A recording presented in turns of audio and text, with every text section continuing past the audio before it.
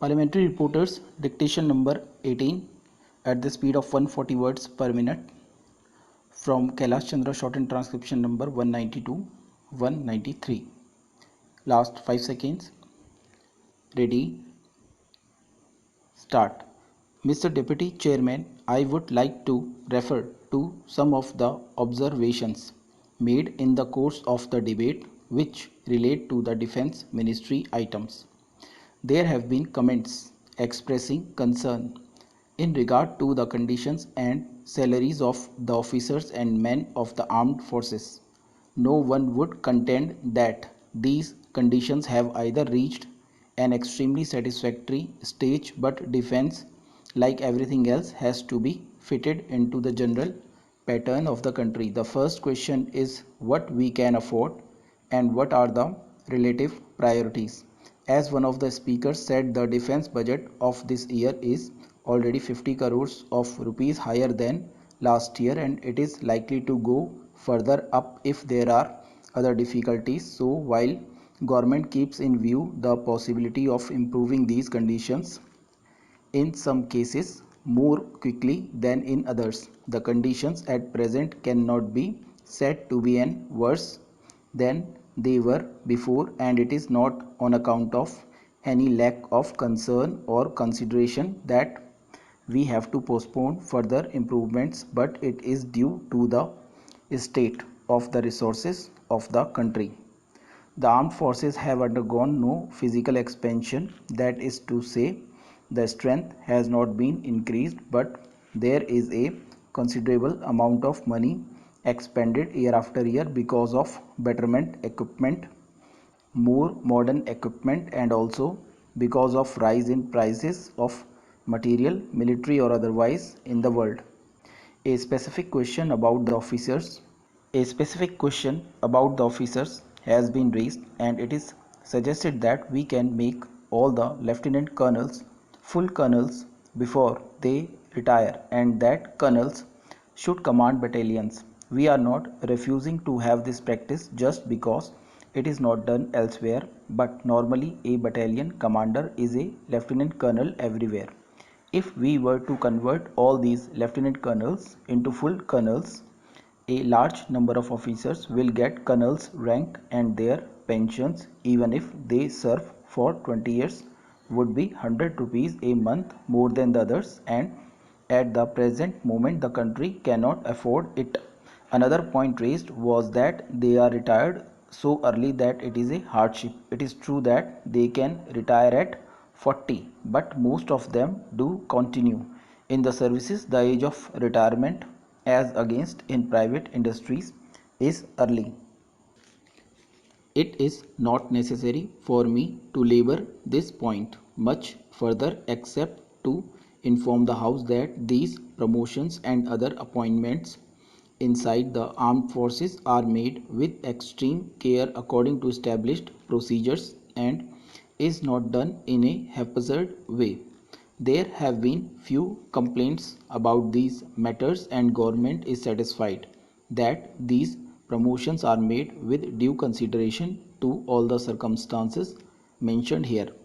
The next point on which numerous inquiries are made is in regard to the procurement of equipment. All of us regard that as an objective, that is to say, self-sufficiency in regard to the equipment and in regard to various other allied matters. But there again, defense equipment cannot be separated from the industrial conditions of the country. Our demand for a particular item is often so small that we cannot set up a factory for the production and make it economical. It would produce ever so much more by its capacity than we can consume under modern conditions of industrial technique. It should not, however, be thought that on account of these difficulties, no attempt is made towards further and further Indianization and more indigenous production. At the present moment, a committee under the chairmanship of the Deputy Defence Minister has been going intensively into this question of how far in our various ordnance factories, under civil production and in other factories connected with the defense industry, and by the use of defense personnel itself, it would be possible to make whole or parts of equipment in this country, being military equipment.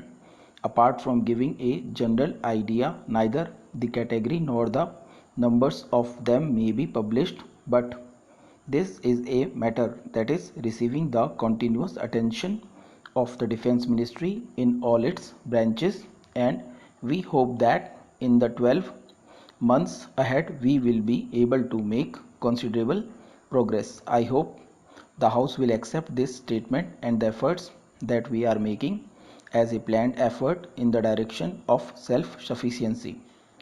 There has been some criticism in regard to the cantonments, and I would like to refer to this because more than once this point has been raised in this matter. My Mr. Deputy Chairman, there is some misunderstanding about the position of these cantonments. So members appear to look upon them as a relic of British rule. In any army like ours, these cantonments are essential. They are really military estates. Originally, they were so started because the army had to be kept isolated from the people, perhaps under the conditions which would keep them fit for the purpose. I now come to the question of reduction in fares. The Transport Advisory Council has recommended an increase in fares. The fact has to be remembered that compared to the passenger fares on the domestic services in foreign countries, passenger fares in the Indian Airlines Corporation are quite low. The fares on certain domestic sectors in Australia and the tourist class in the USA are, however, very low because of favorable circumstances of high utilization of equipment and personnel and high load factor. Such circumstances do not prevail in India. Before nationalization, some of the private airlines charged very low fares which were clearly uneconomic. It is true that lower fares have a better charm in attracting traffic, but expansion of traffic at lower fares, however desirable it may be as an objective, would amount to a loss. If we are losing now, and if we say that we will attract more traffic by lowering the fares, the traffic might increase, but then the loss is not likely to be covered. So the fact therefore is that the Transport Advisory Council has recommended that there should be an increase in the air fares. That is the factual position in regard to the Indian Airlines Corporation, and honorable members will see that while there has been loss, it has not been of the magnitude that is mentioned, and secondly, the future improvements that we are going to undertake would certainly reduce the depreciation costs, but we must wait in course of time for the full traffic that would be carried by the Boeings to make them near economic. Of course, the fact always remains that in most countries airlines have to be subsidized, and I can also tell the House about the requests that have been constantly made to me, namely that if we take away the excise duty on aviation petrol, the corporation will show a profit immediately. That can be done if we merely want to cheat the public or even for the time being lull members of Parliament into a feeling that this corporation is making a profit. But I feel that it would be much better for them to show a loss and to strive to lessen it than to gain an advantage of the type mentioned by me. This is a matter which has not been decided, and I am making a mention of it. We can easily wipe off the big loss, but that would not be the correct thing to do because government would be doing something in order to bolster up an industry which it is running. I am sorry that Mrs. Leelavati Munshi is not here because she raised the question about the working of the state undertakings. I only illustrate the point that I am not prepared to camouflage the real position by means of any secret subsidies And if we are going to do anything of that sort, it has to be told to members of parliament. If a state undertaking results in loss, then it is to be admitted as a loss. There are various considerations which make us take up a certain undertaking in the state sector, and the parliament is certainly entitled to know how it is being run. Therefore, I would like to assure the House that so far as state undertakings are concerned, we shall do our very best to see that they are run efficiently, and if they are not run efficiently or either incur losses, we shall not make any attempt to camouflage the real position so far as placement parliament is concerned, because it is only by the criticism of honorable members of parliament that the position could possibly be improved. Sir, some references about disparities in development of different states was made just now.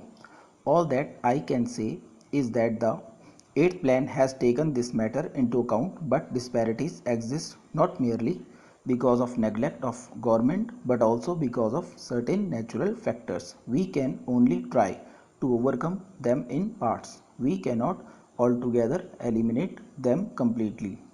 Wherever we cannot establish a big industry in one particular area, we try to supplement it by putting a number of similar industries and creating more employment potential. This is a task in the fulfillment of which the Planning Commission is doubly interested, and I can assure honorable members that if there is any default, it is not because it can possibly be avoided. I think, sir, a reference was made about slum clearance and slum houses. I wish my young colleague, Mr. Chandra, had taken charge of it earlier, but sir, I would like to claim a little privilege in regard to this particular matter because I am very deeply interested in this problem myself. I would refer to the recent statement made by the Honorable Minister for Urban Development in the Lok Sabha, a copy of which has been placed on the table of the Rajya Sabha. The government are alive to the urgency of the problem. Stop.